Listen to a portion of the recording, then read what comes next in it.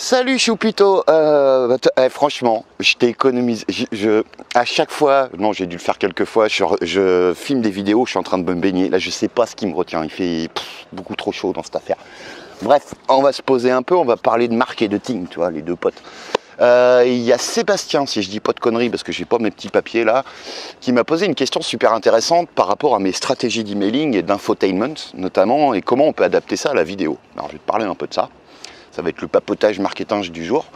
L'infotainment, c'est quoi déjà? Si tu connais pas, c'est un mélange, comme son nom l'indique, ou pas, entre information et entertainment, d'où le terme infotainment. Donc information et entertainment. Donc en gros, mélange entre information et divertissement.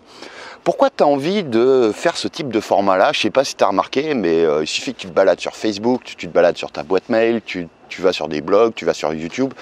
Tout le monde envoie de l'information vachement chiante, vachement technique, vachement, toi, en mode un peu tuto. Je sais pas, 7 techniques pour augmenter tes inscrits en optimisant ta landing page. Et là, on t'explique les détails de façon super détaillée, c'est le principe d'un détail. Hein. Et voilà. Mais le truc, qu'est-ce qui se passe quand tu vois un contenu comme ça? Est-ce que tu as vraiment envie de consulter ce type de contenu comme ça tout le temps? Est-ce que tous les jours, s'il y a un marketeur, un formateur en marketing, mais pas forcément en marketing, hein, ça peut être n'importe quoi, pense à ton audience. Hein. Moi, ce que je te donne, c'est pour que ça t'aide toi avec ton audience. Hein. Moi, perso, ça va, je me débrouille. Toi, les trucs qu'il y a dans ma tête, je les connais en fait. C'est ça qui est génial. C'est cool. Bon, avant que je prenne un coup de chaud, je termine le truc. Vraiment, pose-toi la question. Est-ce que ton audience a envie de recevoir toujours de l'information comme ça, en mode tuto, en mode super technique? Tu vas te rendre compte que non. La plupart des gens, pourquoi ils passent autant de temps à glander sur Facebook ou sur YouTube ou machin, bon bref, j'hallucine un peu, mais bref, chacun fait comme il veut. Les gens passent plus de la moitié de leur temps en ligne, c'était déjà le cas l'an dernier, sur Facebook, rien que sur Facebook. Et après, si tu rajoutes YouTube et les réseaux sociaux en général, je sais plus, ça montait au-delà des 2/3, un truc comme ça. Les gens, ce qu'ils veulent, c'est se divertir. C'est exactement ce que je fais moi avec mon système d'emailing, emailing 3.0. Je crée un titre qui accroche l'attention, et tu veux faire exactement pareil, toi, qui suscite la curiosité, qui montre bien que ce dont tu vas parler, ça s'adresse bien à la personne que tu vises, mais en même temps, les meilleurs titres, souvent, c'est ceux avec un petit aspect what the fuck, genre, mais qu'est-ce qui va bien pouvoir parler? Ou de quoi cette nana-là va bien parler dans cette vidéo-là, si tu fais ça en vidéo. Ça, c'est un des éléments de l'infotainment. Et après, dans de l'infotainment, en mailing, moi, ce que je te recommande, et ça cartonne, c'est vraiment de faire des trucs qui sont légers, qui sont digestes, qui sont pas de l'info pure, qui sont un mélange, toi, avec du storytelling, un truc un peu rigolo, ou un peu choquant, ou un peu surprenant, de façon à ce que si tu envoies un mail tous les jours, comme je te recommande vraiment de le faire, un mailing tous les jours, si tu fais ça en texte, les gens savent jamais ce qu'ils vont... Voilà, ils ne savent pas à quoi s'attendre, ils ne savent pas ce que tu vas leur envoyer le lendemain. Tu les surprends toujours. Un coup, oui, tu es un peu plus sérieux. Un coup, oui, tu leur donnes plus de valeur, plus de trucs. Mais généralement, c'est juste quoi? Un bout de leçon, un bout de truc à comprendre qui fait déclic. Et derrière, c'est finalement de l'enrobage pour que ça soit digeste. C'est le côté, voilà, mélange information, une info, pas trop, light, digeste, et une grosse partie de divertissement dans la façon dont c'est rédigé, dans la façon dont c'est fait. Et du coup, si tu fais ça, finalement, les gens, ils accrochent parce que c'est super bien écrit, c'est surprenant, il y a un ton qui est complètement différent de ce qu'on voit partout. Tu vois, fais-le vraiment avec ton propre style à toi. Pareil, si tu adaptes l'infotainment à la vidéo, d'ailleurs. Mais du coup, ce qui se passe à la fin, ce qui est génial, c'est qu'ils restent un peu sur leur faim. Tu les as mis en appétit, mais ils restent sur leur faim. Donc, ce qui fait qu'ils en veulent plus. Comme si tu vas au resto et qu'ils ils te servent dans un petit truc, là, une petite bouchée, mais super goûtue, super savoureuse. T'as qu'une envie, c'est de commander toute la carte derrière. C'est exactement ce que tu veux faire avec l'infotainment dans du mailing.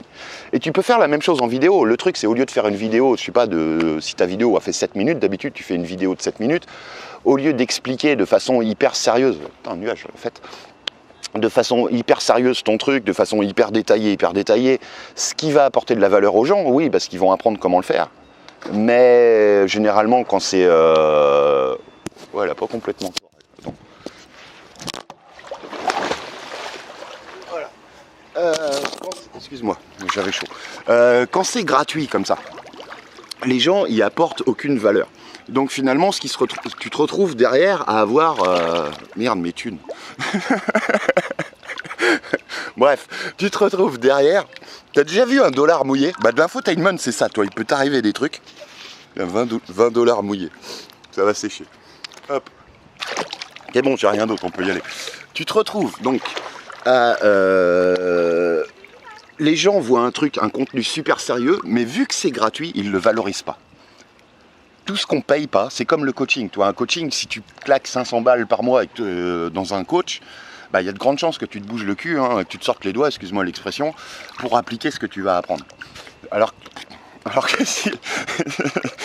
que si, voilà, si c'est de l'info gratuite, tu vas pas la valoriser et tu vas pas passer à l'action. Le simple fait de t'engager et de payer à un coach une somme qui est un peu douloureuse, d'ailleurs c'est une très bonne technique de négociation pour tes clients, c'est de demander, si tu vends du coaching, une petite parenthèse, simplement de demander voilà, quelle est la somme qui te boosterait vraiment mais qui te met un petit peu mal à l'aise. Et tu laisses les gens arriver avec une somme. Ça marche pas tous les coups, hein. Il y en a, ils savent pas. Mais la plupart des gens, ça marche bien comme ça. Moi, j'ai vendu plein de coaching et souvent je l'ai vendu plus cher que ce que j'avais en tête grâce à cette technique-là. Mais voilà, les gens valorisent pas le contenu gratuit. Le contenu gratuit, ils en reçoivent au kilo. Toi, tu as vu comment mon cerveau il fonctionne à l'envers. Ils en reçoivent au kilo. Donc ils en ont marre. Au bout du compte, voilà, est-ce que tu as vraiment envie de cliquer sur la 10e vidéo de ta journée qui t'explique un truc hyper sérieux? Non, tu veux un truc un peu marrant, un peu décalé. Enfin, au moins de l'information qui est light. Alors si tu fais ça en vidéo, l'idée c'est pas de tomber dans le mode vlogging comme tu avais vu les vlogs là. Moi j'avais fait un vlog qui est devenu célèbre dans un petit cercle d'initiés dans ma douche, tellement voilà, enfin bref. Mais dans un vlog, tu veux pas forcément montrer ta life et tout. Là, toi, je sais même plus si je t'ai dit que j'étais au Panama, à Bocas del Toro, voilà, il fait beau, voilà, c'est cool. Mais à part ça, non, tu parles de trucs sérieux, tu donnes une leçon, un vrai déclic à ton audience, mais le reste, c'est un petit côté fun. Et vraiment avec ta personnalité, forcément, enfin je te souhaite pas d'avoir la mienne, enfin si c'est cool, enfin bon bref tu te débrouilles, mais toi tu fais ça à ta sauce quoi, t'es pas givré comme moi, tu dois être givré différemment, si t'es givré ou t'es peut-être pas givré du tout, ou toi peut-être que t'es pas drôle, mais c'est pas grave, c'est pas parce que t'es drôle que tu peux pas faire de l'infotainment en vidéo, il suffit juste de surprendre les gens. Rien que ce qu'on appelle le pattern interrupt, c'est le fait de commencer une vidéo de façon bizarre, un truc que les gens, voilà, ça accroche l'attention. Imagine si dans les 3 premières secondes, il se passe quelque chose que t'as pas l'habitude de voir dans une vidéo, ça accroche l'attention tout de suite. Tu couples ça par exemple avec un titre en mode what the fuck comme je t'expliquais, qui montre quand même que c'est pour ton prospect idéal, c'est pour lui, mais un côté what the fuck où il se dit attends, je sais pas, la méthode du canard à 3 pattes pour augmenter ta mailing list. Ok, si tu t'intéresses au web marketing, tu sais que c'est pour toi parce que tu veux augmenter ta mailing list. Mais la méthode du canard à 3 pattes, tu te dis attends, qu'est-ce que c'est que cette méthode? Donc tu cliques pour voir ce qu'il y a derrière. C'est ça que j'appelle l'effet what the fuck. C'est un exemple comme un autre, hein. Il n'y a plus travaillé, mais ça marche. Le truc derrière, voilà, tu fais ça comme ça, et dans ta vidéo, tu mélanges un déclic, une leçon, un truc à comprendre qui vont vraiment les aider. Et tu leur dis simplement, au-delà des petits côtés marrants, des petits côtés légers que tu fais dans le reste de la vidéo, bah un peu comme je fais là, toi, c'est quand même pas méchant. Et toi, je t'explique un truc quand même qui peut vraiment t'aider, surtout si tu le connais pas. Mais ça reste quand même, je pense, agréable. Si tu supportes ma gueule, c'est agréable à suivre. Il y a de la connerie, enfin voilà, il y a un peu de rythme. Et derrière, tu les fais juste cliquer systématiquement. Moi, c'est ce que je fais dans Emailing 3.0. Hein. Je te mets un lien juste en dessous. Tu peux adapter ces techniques de mailing-là à des vidéos. Ça marche exactement pareil. Tous les principes sont les mêmes. Sauf qu'au lieu de rédiger, bah, tu parles devant ta caméra, si tu es plus à l'aise. Voilà. Le truc, c'est pas de tomber dans le vlogging en mode contenu creux. Tiens, salut, on va se promener, je vais boire un café. Ah bah, il faut que je te parle de ça. Bah attends, on va aller au bar machin et je te raconte ça à la... Non, ça, les gens s'en foutent. Enfin, je pense. Tu peux leur montrer des trucs sympas, des trucs un peu décalés. T'es toi-même, tu t'éclates. Toi, tu t'en chies avec ton t-shirt. Des choses comme ça. Mais tu leur donnes. Tu donnes aux gens qui te suivent, bah finalement, à chaque fois, une petite pépite, un petit truc où ils se disent « Ah ouais, c'est vraiment pas con. Ah ouais, si j'applique ça, je vais avoir des meilleurs résultats. Ah oui, effectivement, je n'avais pas pensé qu'il faut que je développe mes compétences ou que je me forme là-dessus ou que j'apprenne telle technique. » Et là, derrière, tu leur proposes d'aller plus loin sur le produit le plus en rapport. Et tu peux envoyer une vidéo comme ça très courte. Là, ma vidéo, elle est presque longue, mais si tu fais des choses comme ça peut être des vidéos de 3-4 minutes en sorte de format micro-vidéo, comme un emailing en mode infotainment, c'est très court. Tu regardes mes mailings en mode infotainment, grand max, ça fait 500 mots.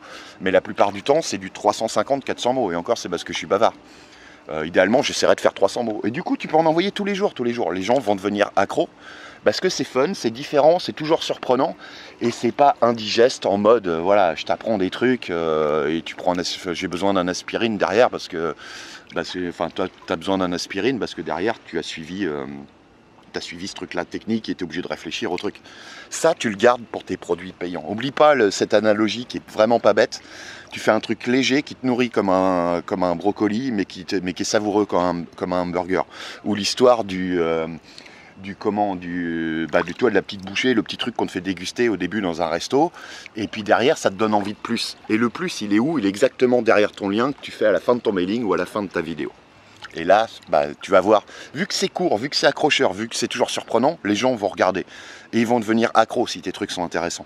Et donc, ils vont regarder tous les jours. Et donc, ils vont voir tes offres systématiquement, parce qu'ils vont aller jusqu'au bout de ta vidéo. Et tu vas leur proposer de cliquer. Ils ne le feront pas forcément systématiquement, loin de là. Mais il y aura suffisamment de gens qui cliquent, si tu as une bonne offre, un bon produit, un bon tout ça, pour finalement que ça vende au bout du compte. Et toi, tu prends le prospect X qui s'inscrit là aujourd'hui, boum, il s'inscrit sur ta mailing list. Et peut-être qu'il achètera que dans 2 mois. Mais s'il achète, t'as gagné et tu t'en fous qu'il achète demain ou après-demain. Tu vois le truc? Ouais, je te laisse, donc je te laisse emailing 3.0 si ça t'intéresse. Tu peux comment dire, adapter ça à la vidéo. Et puis sinon, moi j'ai des dollars à sécher en fait, toi quoi. Truc de fou. Bon, bisous. Hein.